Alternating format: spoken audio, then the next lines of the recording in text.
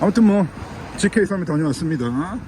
한 줄 후기 제품 개발에 쓰기 싫다.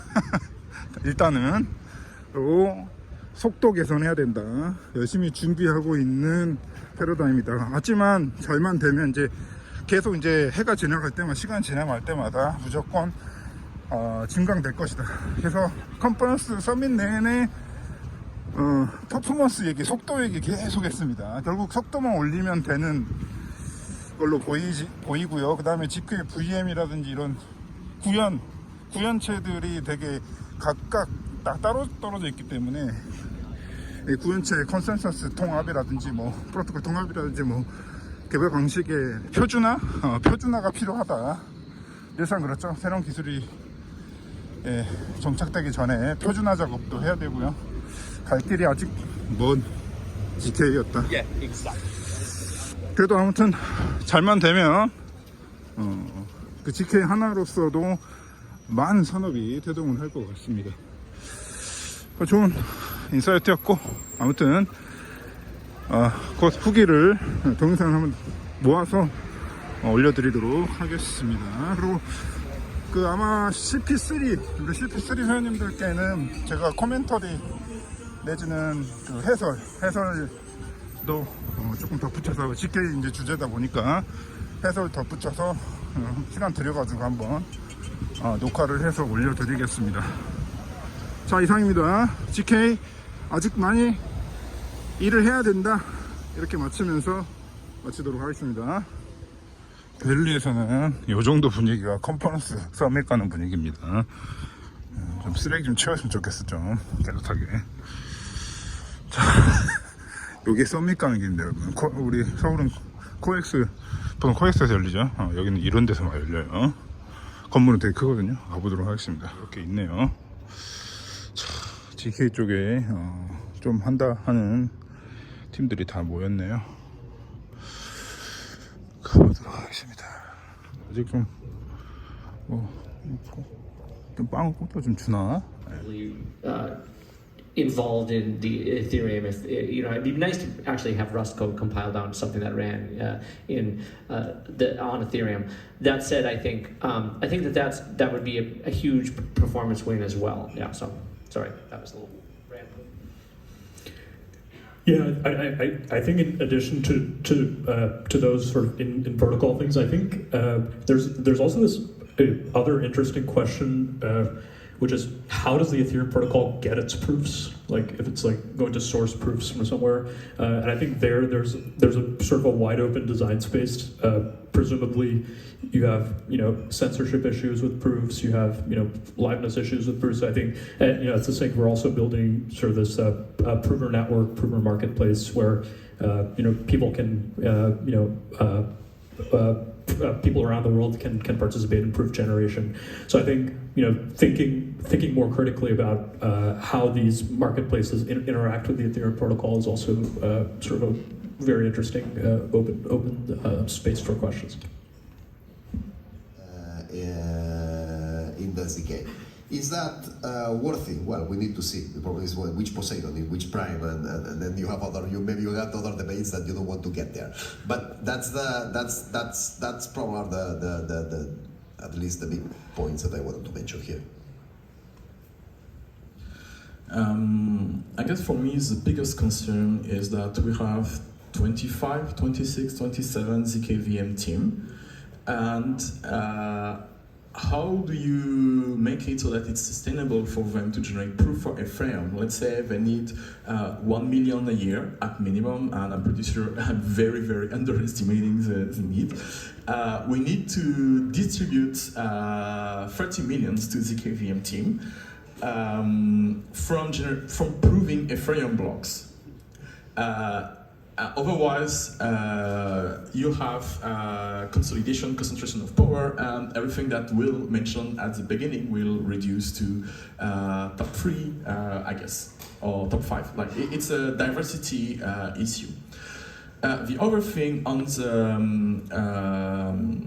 Ethereum moving to the EVM, I've looked at it across 3 different axes. One is performance. I don't think performance will change for the same reason people think and realize that RISC-V is good enough compared to Valida. It's because the time you spend is in precompile. Execution is not a bottleneck, so changing Ethereum Solidity to RISC-V will not change the performance profile because you spend all your time doing ECTSA or hashing.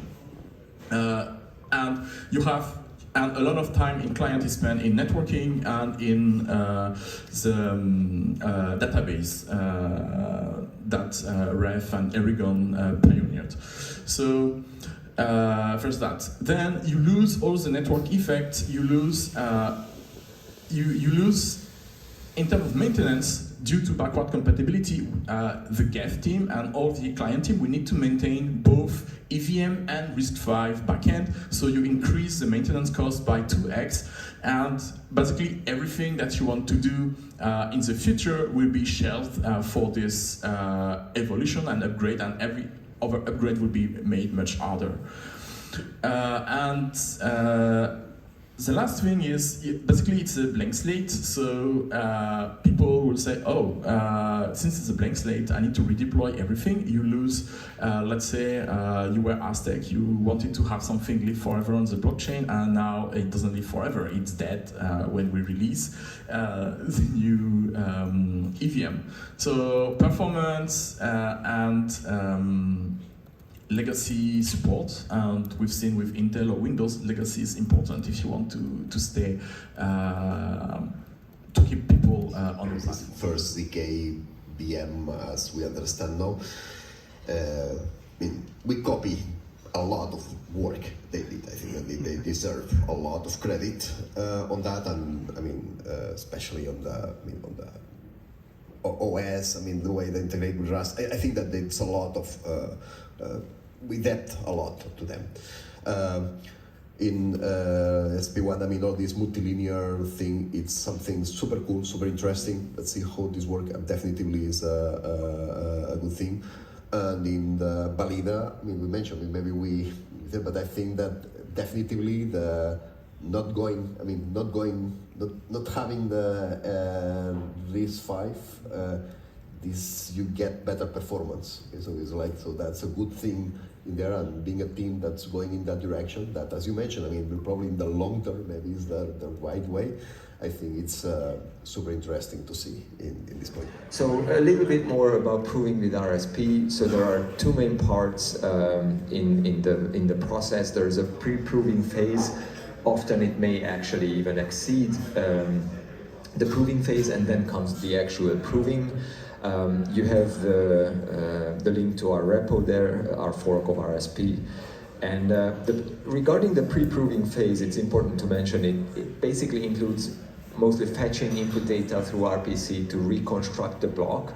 This is quite a heavy task because on average, every block needs about 4,000 to 5,000 RPC calls, which is super slow. It's more than 1 billion calls per month. And you see on the screenshot the distribution of these calls. All of them are from a close range, and all of them have similar gas usage, approximately 11 million gas plus minus a little bit. And as you can see in the third column, most of them translate to approximately 200 million RISC-V cycles with RSP, SP1. So basically, but the interesting thing is that even in a general, like everyday block building flow, when the intention is not to build heavy blocks like Will mentioned for the prover killers, but just building regular blocks, there are significant outliers there. So if you check the third block from the top, instead of the average 200 million cycles, it includes 320 almost. And if you check the bottommost one, it has 280. So the proving times for those are pretty significantly higher. And because of that, like, this is something to consider for real-time proving as well. These types of outliers in terms of prover complexity occur in simple everyday block building flows as well. Yeah, okay. So the divergence from the mean, basically, the gas usage varies by approximately 16% among these blocks that I've picked. But the proving time varies by 80%, which is huge. And if you see the cycle count versus the proving time, there is a very strong positive correlation there. Obviously, the more cycles, the longer the proving time is going to be. But the gas usage versus proving time is, and like how gas translates to RISC-V cycles is a very, very key thing. Now there is an extreme example which I took from Connor's repo. I'll mention it in the next slide. So if you check this block from Ethereum, which has approximately 24.8 million gas. I took a few other sample blocks in the plotted chart, which are roughly around 22 million. And if you see, most of them translate to approximately 450 million RISC-V cycles, except for that one on the very right side, which is this extreme block. It translates to over 1 billion cycles, and the proving time is over 11 minutes versus the regular 3-4 minutes that should be for blocks approximately this with this gas usage. All right, hello everyone. So welcome to another panel.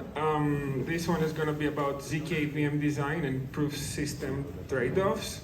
I'm George. I work on the EF. So like working at the EF and kind of seeing like the ecosystem of ZK VMs out there, like I constantly get questions about proof systems and how they should work and how, like, you know, we should think about security and stuff. So this panel is coming from this angle, and we have people here from major like ZK VM projects that will help me explore this. So let's start with introductions from you guys. Theory and implementation. I'm Porter from Matter Labs and ZK Sync, and I like math. I was on the security team for cryptography, and they've moved me to DevRel so they can come to more conferences and talk to you all. And so, yeah, happy to be here. Hello, I'm Stefan from the ZKM. Yeah, so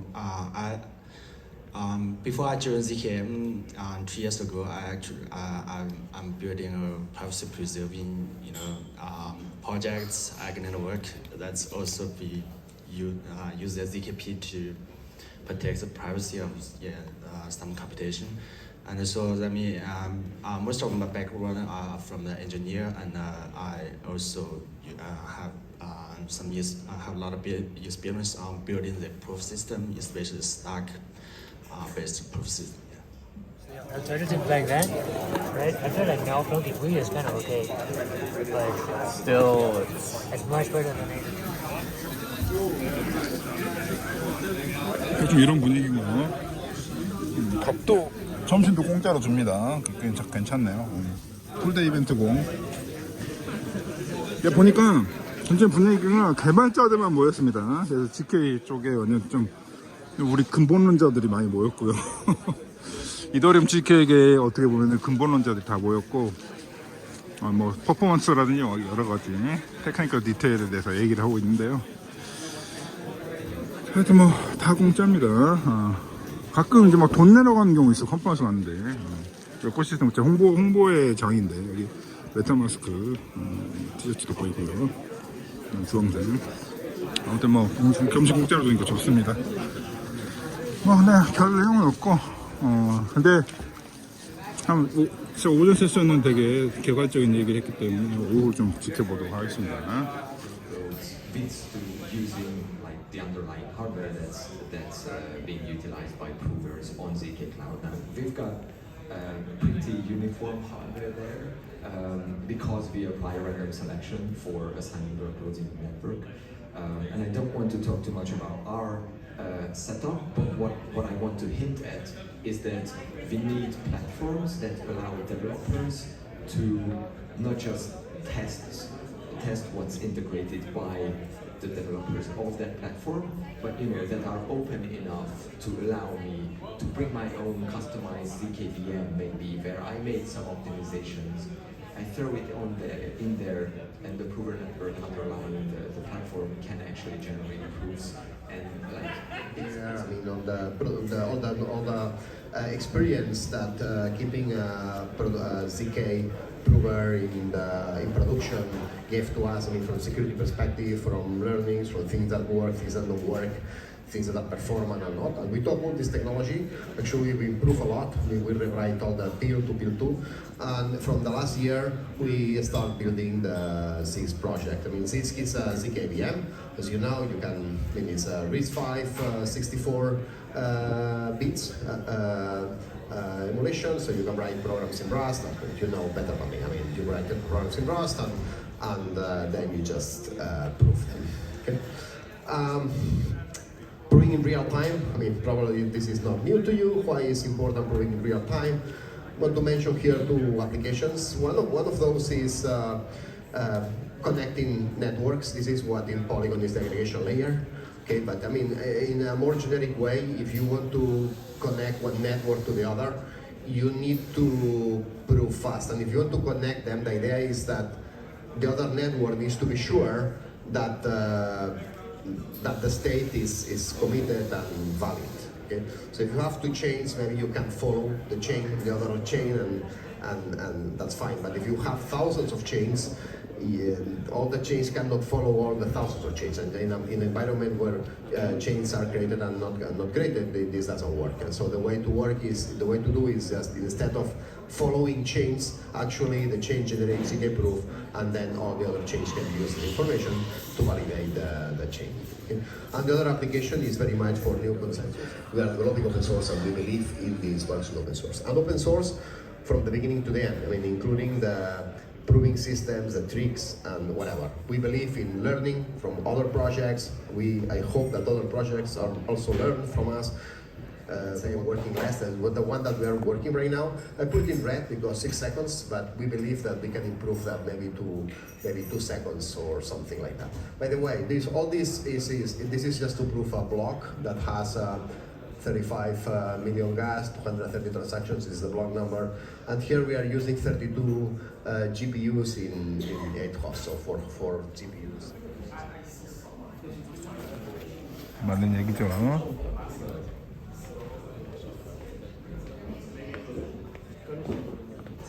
Distinguish between a ZK VM being proven or Sudoku puzzles, right?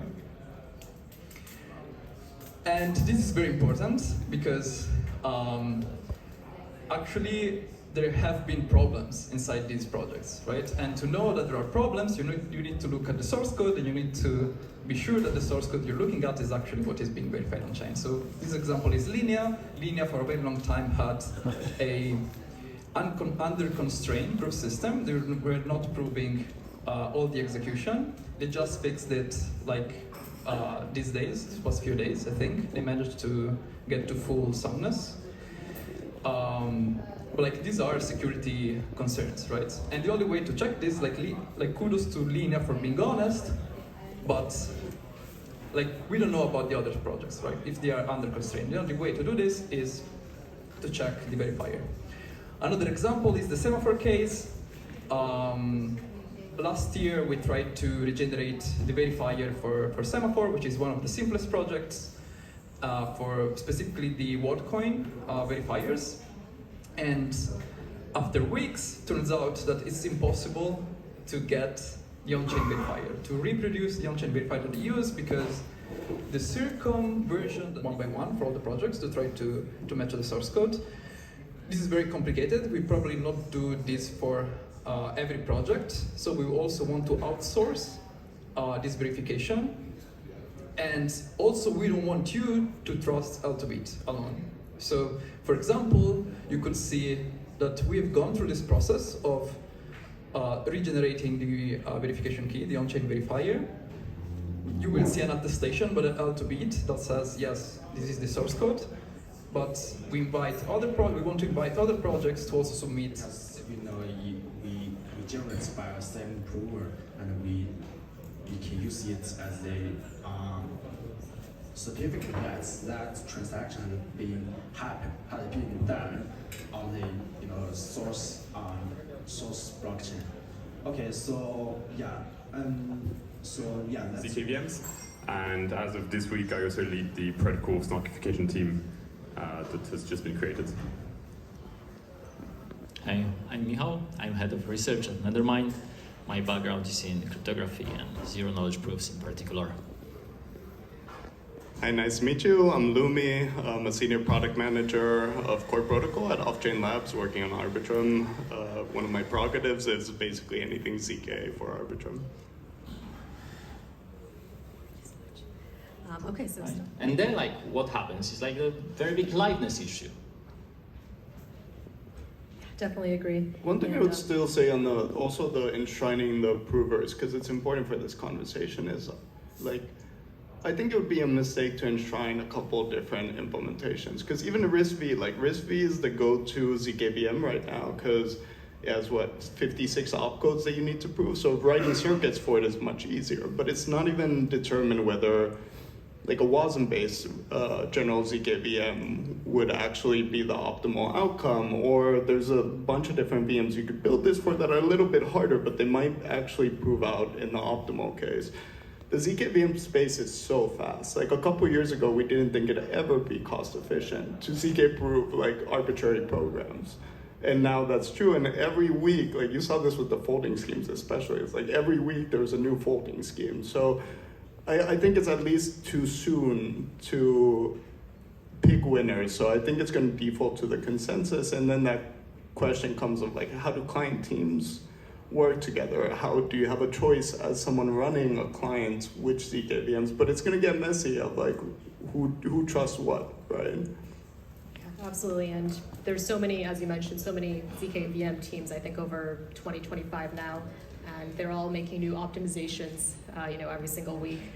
So there's this, as you mentioned, this open design space that we really need to consider. And Alexander, one of your points on just the security aspect of it.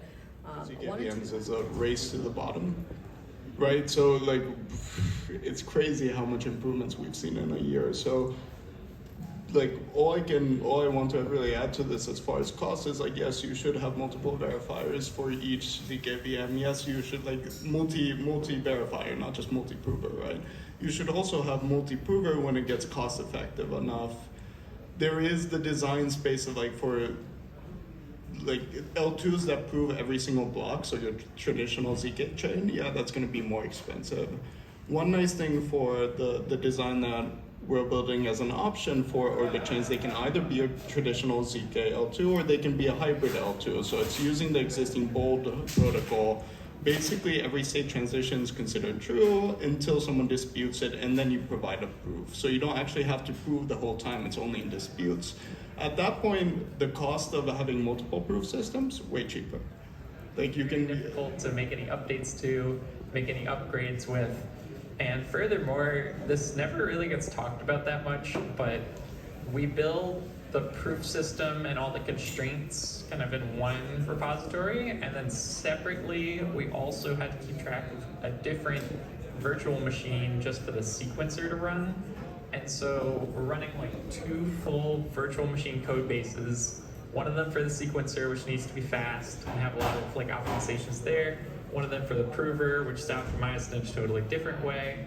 And the prover code, if you change like one thing, you also have to update probably these other 16 different places. So yeah, this is why we're moving on. With zk-sync OS, what this is sort of a wrapper layer around the proof system, or like above the proof system. So the proof system is going to come underneath, and what zk-sync OS will do is let us use multiple execution environments. We parse a new transaction as it comes in. We're going to calculate some resources like gas usage. We'll validate the transaction's valid, the signature's valid, and then we actually execute the transaction. And then if you need to do sort of refund or cleanup work at the end, that's how that part works. On the left-hand side with the system, you can see that we're reading data, read-writing data, read-writing data, and writing data. System is where we sort of like abstract away all the hardware. So the system is what's kind of hiding whether you're actually on like an Intel chip or a GPU or you're not even like worried about the hardware because we're doing RISC-V and we're proving it. So the system kind of hides the hardware part, and then the execution environment is just like completely swappable out. So it's even designed to the point variations within. I think a lot of people are just kind of like cramming everything through the same thing, and maybe this is like a missed area for like cool optimizations. Okay, 2 more fun facts. We are 100% open source, including GPU. And yeah, since we always prove ZK Sync OS, we'll have nicely formatted data so the proofs can be generated more easily. This is like a clunky sentence that I wrote for a PowerPoint slide, but in the code base, like when I was checking it out, some of the coolest optimizations are stuff where you can assume that data is going to be passed in like exactly this format. Hi, I'm the big ZK intern at ZK Sync. I went full-time ZK after I was a security auditor and my company had no work for me, and so I just studied ZK for a month and I made a Github class and it kind of went viral, and then here I am. Hey, my name's Yi. I'm one of the co-founders of Axiom. We're building OpenVM, which is a modular ZK VM focusing on support for different ISAs. I think I started working full-time in ZK roughly summer of 2022. I was at the Xerox Park residency where we built a lot of random stuff, for example, pairings in CircTom, and just explored what was possible. Hi, my name is Radi. I'm co-founder and CEO of Irreducible. I started approximately a few months earlier than Yi, but we come from similar background of quantitative high-frequency trading, and I joined this ecosystem on premise to bring the infrastructure from traditional markets into Ethereum ecosystem and to help scale zero-knowledge proving. Thanks. Hi, I'm Leo, one of the founders of Powder. I think I started full-time on ZK maybe 2.5-ish years ago. I used to work on formal verification, and it was too complicated. I got bored and started learning ZK. It was more fun in a way. But now I'm doing both at the same time. So. Thanks, everyone. For more context and declarations about this panel, we'll try to keep it very practical since the title also indicates this. I want to give space to our panelists to go deep and explain their point of view. I'm not trying to spark arguments. This is not one of those panels, but what I'm gonna, well, you know, if you take it there, it's fine. We'll go with the flow, but it's going to be very, very practical. I can guarantee you guys that. If not, I will be yelling or redirecting us. So our first topic is I really want to, on the line of what we've done before and so far up until this time. In the past, and this at least kind of opens the new playground for all of us to compete. So I think that's great. One thing that I would like to see more, and I think this is where we trade probably a little bit our beliefs for performance, is the lack of privacy. So we are using VMs as a scaling solution, as compression method essentially, and that makes a lot of sense for scalability purpose, but I would like to see more progress in terms of real zero knowledge application of the VMs. And ultimately, performance, I think, is just like still orders of magnitude behind where we need to be to kind of shake the current mainstream, which is, I guess, Web 2 in this context. And maybe this is not popular opinion, but I'm personally very excited about ZKML and hope that, you know, the new level of performance can get us into that vertical as well. And so what was the, summarizing again, you know, for not, other than cost and latency, what it was towards this. This is a very exciting. I think privacy is something that I would like to see, yeah. And the use case that I'm excited about is ML. Thank you, excellent. Yeah, I think at this point everything has been said, but yeah, I do agree. Obviously, I do agree with everyone. Claim your stance. But I think, yeah, the one thing that I wanted to say before, right, I already said it, but CPU performance, basically, because, yeah, that's the orders of magnitude away from enabling people to do client-side proofs, and client-side not by having a cluster at home, but by actually making proofs in your desktop or your browser.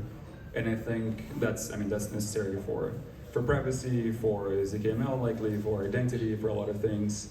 that still rely on custom circuits and very specialized techniques. So these are requirements to enable ZK VMs to go into that market as well and allow for even more use cases by providing better tooling, but with the performance that's required. All right, follow-up question to all of you. Performance ceilings continue to persist to exist. That's not a correct English sentence, but we get it.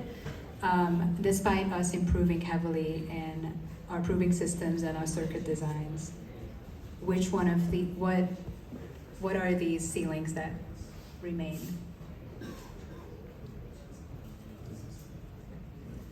Can we start the other? No, I'm kidding.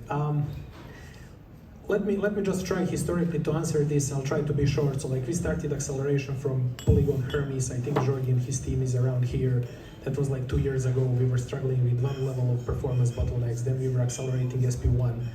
We hit the other type of bottlenecks, and now we have our own proof system and VM. And I think every time when we look across the stack, performance bottlenecks are all the way from the VM ISA until the hardware acceleration. I think that the only way for us as an industry to basically achieve the level of performance that is going to pick up the adoption is probably to have another 100 to 1000x speed improvement across all these layers. So VM layer, proof layer, maybe also arithmetization, compiler layer, and then hardware acceleration being that GPU or custom silicon. Now, I do not think that this is very pessimistic view, because just a few years ago it was taking minutes and hours to make proofs.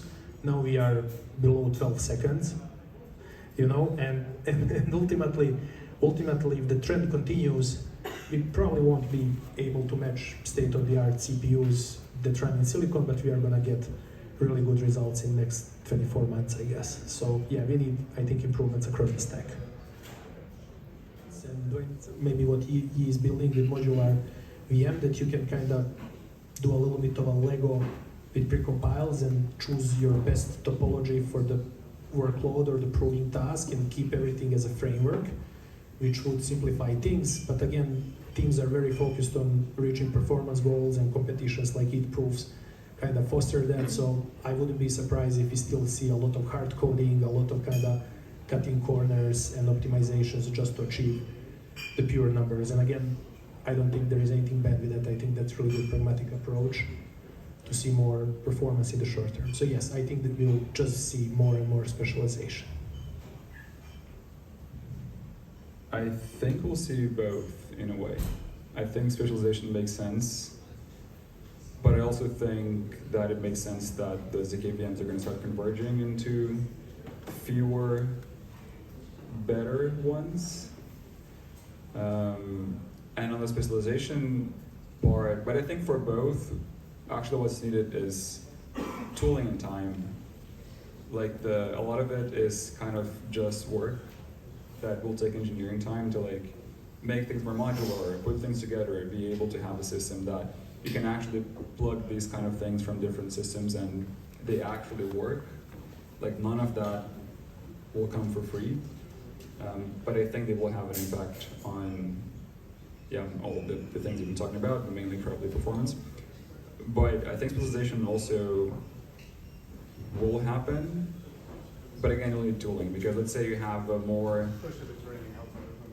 specialized, a smaller RISC-V base or whatever as a KVM that has fewer opcodes, that can only do a handful of operations, but that's enough for a lot of applications, that you can compile from a subset of C++ or Rust or whatever. Then you'll need tooling to take care of that for the user. So I think this will likely happen as well. I'm sure it already happens. I think it does.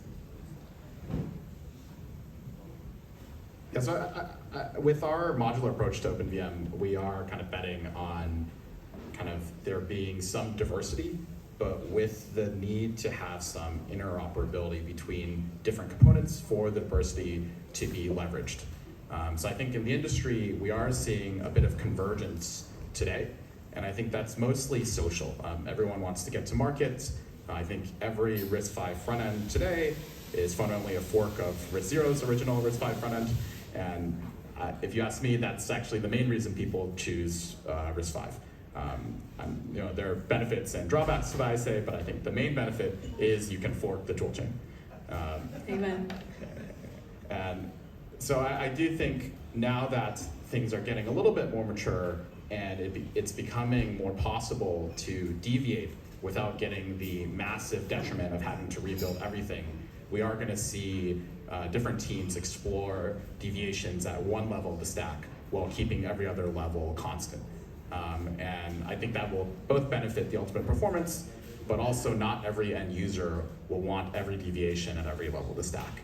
And so that's where I think that the diversity will come in. Technical things that we have already solved, for example, on the performance side, I wouldn't say we as a space are fully there, but we're getting closer, or have a pathway to solving, I think, on the DevX and the security side. So I think if we were in a situation where most of the technical problems are solved and there's no adoption, that would be deeply negative. But I would say there's definitely some interest, but there's still a lot to do. And so that feels like an optimistic scenario to me. That makes the proving system work. In that case, there are multiple roles there too. And then there's gaming situations that needs to build to a very kind of sophisticated economic incentives built in, and then in that case the consensus become kind of sticky in the sense that there might be disparities between roles, operators, sequencers, and so in that case consensus becomes actually a very important and crucial part of the whole system design. But of course, that's for the future. And on Ethereum, I think it's totally okay because Ethereum is very complete and capable. Layer 1, both layer 1 and layer 2. But in terms of interoperability, I'm more interested in kind of just spreading this whole design to kind of extend consensus from layer 1 to layer 2. ZK Cloud, we've been building a prover network, a universal prover network which can support any ZK VM, actually any proof system. Yes, so I think there are a few things to this. I think one of the core things is transparency and predictability when it comes to proof pricing, because, for example, if the finality of a layer 2 depends on the ZK proof, and then we start talking about, let's say, decentralized sequencing where the sequencers need to source proofs. Basically, most of the landscape has decided, or it seems that's the general approach, to go with outsourced proof generation instead of enshrining a prover network beside the sequencer network in the protocol. So with outsourced proof generation, basically the mechanism that the third party you are using to source your proofs is very important. For example, in our case, we voted for random selection of prover nodes when we allocate workloads. And I'm talking about workload allocation because most of the predictability and the transparency, I think, is there, and also a lot of risks related to monopoly and like influencing the cost of proving relies there. So we went with randomness, but if we want to choose prover nodes randomly, we need to ensure that there is a uniform minimum hardware for any of them that are in the active prover set. So that's our trade-off, basically, that any prover who wants to join our network has to have pretty beefy hardware or a certain minimum.